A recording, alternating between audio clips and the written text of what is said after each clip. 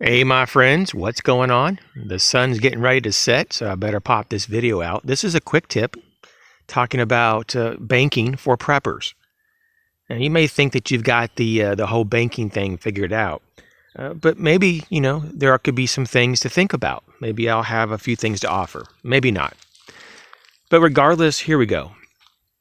In banking, it's very helpful to spread your money out between several banks.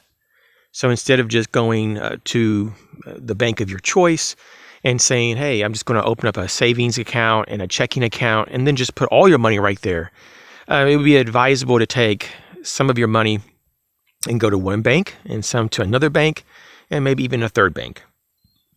You may say, well, that's a lot to keep up with. This is too much. But we're not talking about opening up like a checking account for each bank.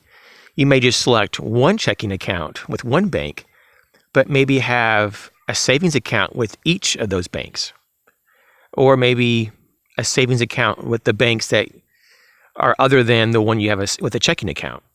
So the idea here is to diversify. So if something ever happened, that a bank got hacked or someone was trying to mess with your account or whatever, there could have been a catastrophic, computer failure at that bank, and there's a lot of question of how much money you had in there. This happens from time to time. There would be a lot less loss than if you had everything in that one bank. So diversify. The next point is, instead of diversifying among just any banks, you may want to diversify only within local banks.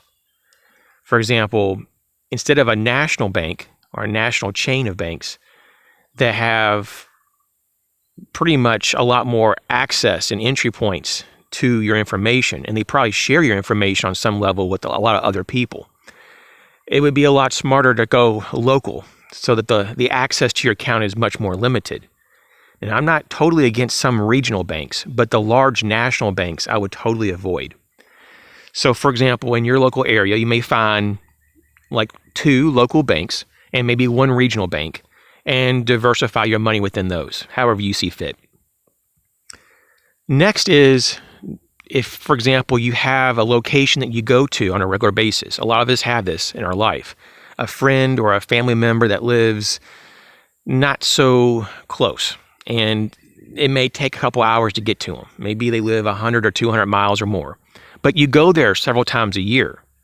And if you're there 2, 3, 4 times a year, that would be enough to justify possibly having a small account at that location outside of your local area. So if something really catastrophic happened in your hometown, you would have another bank with some assets. You may not have a lot of assets there, but you may have like a small savings account with maybe a few hundred to a few $1,000s that you could pull from just to help you get through the scenario if you just happen to need that. So that's a suggestion. So to have a few banks that your money is diversified locally, and maybe at least one that is not so local. Maybe it's a state or 2 away. It could be even in your same state, but maybe at least a few counties away, so that you have a little bit of a buffer there. The next thing I like to talk about is your emergency fund and how it may relate or have something to do with your bank accounts. Some people have their savings account, and that is their emergency fund. I'm here to say that that could be a possible option. And depending on how many savings accounts you have, you may want to use one of those funds as part of your emergency fund. But I think it would be smart to take the total of what your savings account is and maybe break it up into maybe, like, for example, thirds. Of course, this is just an example, but maybe a third goes into one of the savings accounts locally.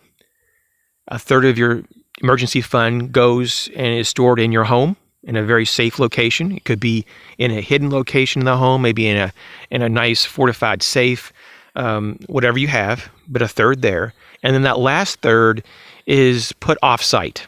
It could be at a storage location. Maybe you own a business and you have a very secure location within the business to store and keep money.